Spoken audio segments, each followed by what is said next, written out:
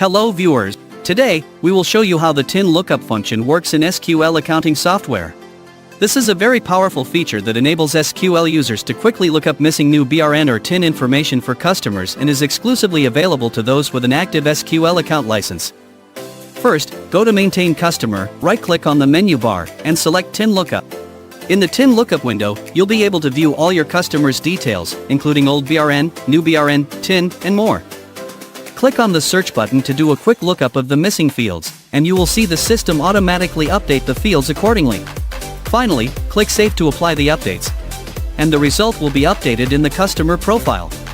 And that's it. We've successfully updated the customer's BRN or TIN in SQL accounting software. Now, it's your turn.